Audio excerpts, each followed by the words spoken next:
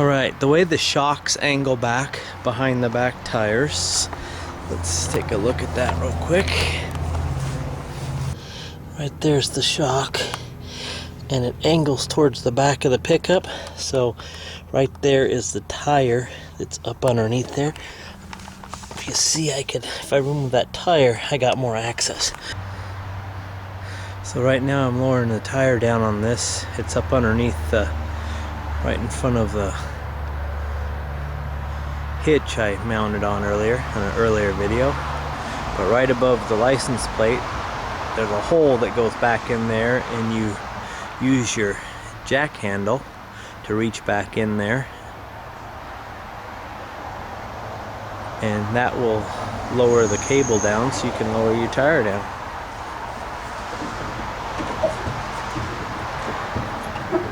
So anyway, it's like changing this shock out underneath the pickup. The bottom one just takes this little bolt right here. You pop that bolt out, and then the upper one, let's see if we can see that one. You can see those shocks are pretty wore out, and that one is just a nut right there you have to pop off. And what hooks to the frame right there, you just take that one off, and that one right there, and oops, take that one off right there, and that will just pop out, and then you just slide the new one in.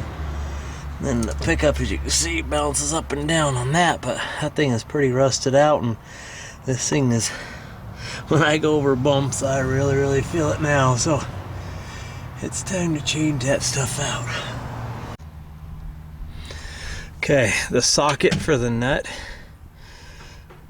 is 18 millimeter, and the bolt is 15 millimeter.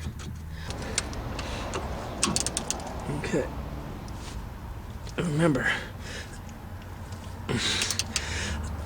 righty tighty, lefty loosey. I am turning this thing to the left, and it's coming off.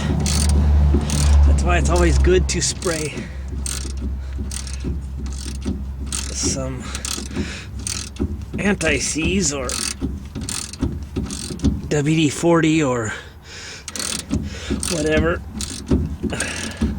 to help you remove those nuts. I usually spray in the day before, so it will come right off. Take that off.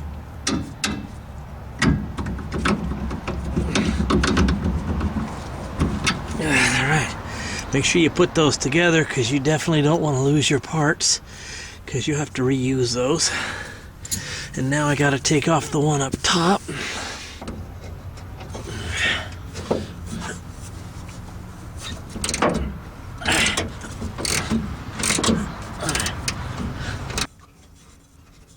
Okay,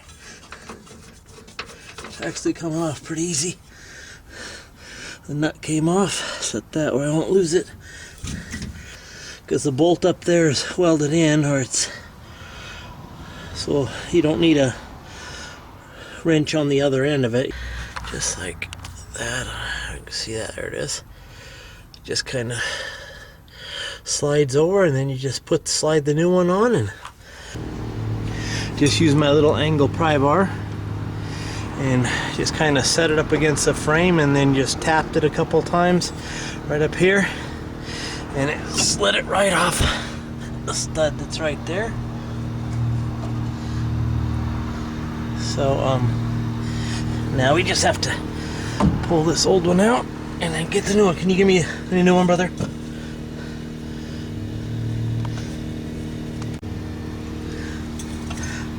Alright, now we got the new shock. I got these shocks from partsgeek.com, and it is so much cheaper to order them online. So anyway, I just got to get that slid on. Alright, I got this on, so now I just need to put the little nut on it up there. It's got that rubber seal around there, gasket, so it's kind of a pain to put it on there, but that's a good thing. You want the stuff to be tight. Alright.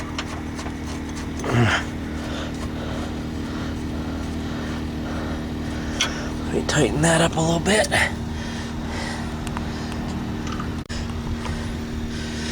Alright, just had to push up on the shock to enclose it a little bit. And now I got that bolt in. Takes a little bit of, it doesn't hurt to have an extra person to shove the bolt in while you're using both hands to shove the shock together. But now all you have to do is put the nut back on, tighten it up, and tighten the nut up there. And it's that simple. And now we'll do the other side, and then I'll work on the front. I got the shocks back on. You use the same bolts, the same nut up there. Same as that when it's back in. And that's maybe a 10-minute job. So if you need to change your shocks, order some and do it yourself. 10 minutes is better than paying somebody $100 or $50 to do it. Plus then you're paying more for the shocks than when you order them online. So save yourself a few bucks. And now my next one is working on the front shocks. Alright, all. See you later. Alright. A nice thing about this Ford Ranger, this is what you got up front. You got shocks. And I already got this end undone. On the other side, that one's still on. But underneath, there's these two. Right here, there's two bolts. And they go through two holes down there. And you just take off two nuts.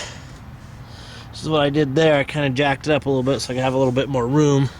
But if you look over there, let's see if I can zoom in.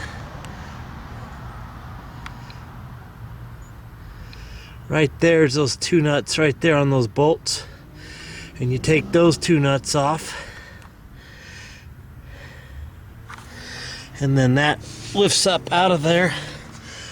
And the difficult problem is trying to take off the nut on top. If you turn that, you see, it just spins the shock.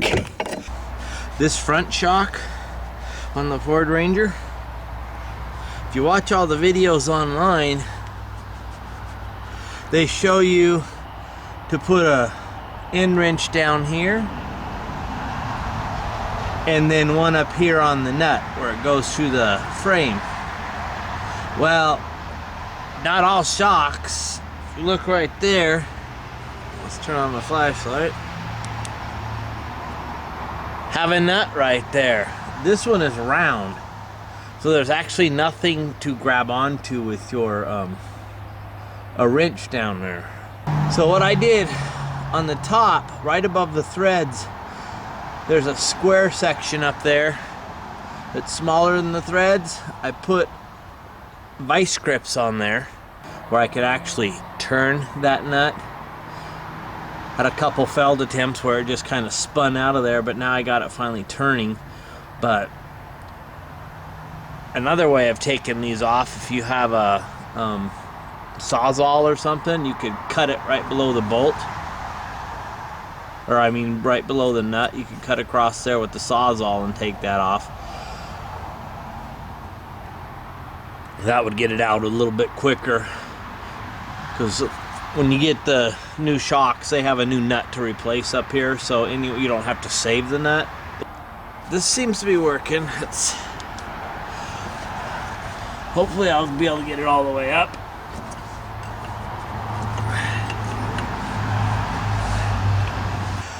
I guess I will be grabbing the Sawzall and cutting that out of there. Just got to make sure I don't cut my other lines. I got like brake lines and stuff running through there and stuff, but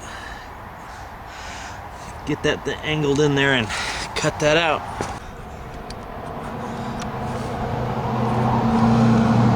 Okay, as you can see, stud's gone right there.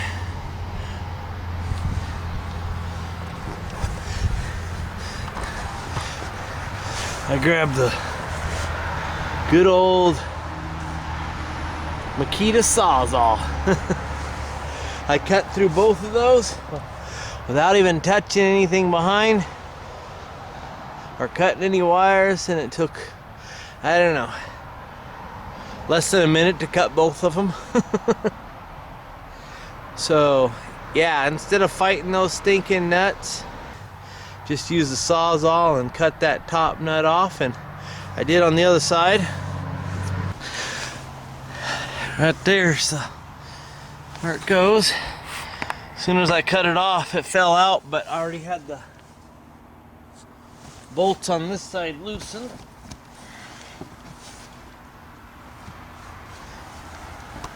And here it is right here, at the top cut off. And I had this one, I got this one to turn down a little bit, but the Sawzall cuts right through that. Here's your little bolts on the bottom. Alright, here's the new one. Got the stud on top, it's got the flats on the bottom. See those little bolts and nuts for the bottom. So I did get everything. So that'll bolt the bottom on. And for the top,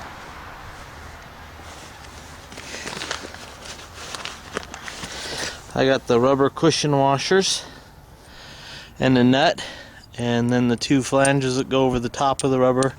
When you put it in there, it just kind of sits over like that, and you go in there and then you put your nut on top of that and put one just like that on the bottom, but turned over like that, of the frame.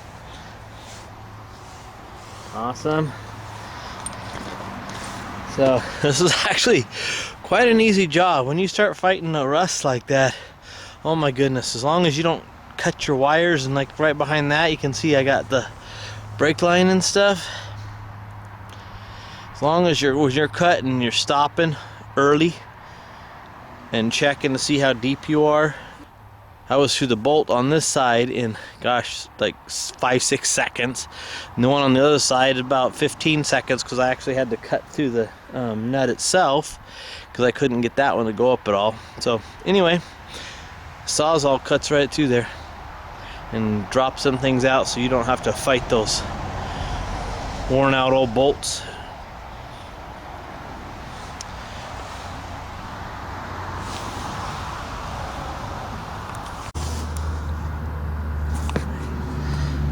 Here it is, all finished up, bolt on. That just sets up in there.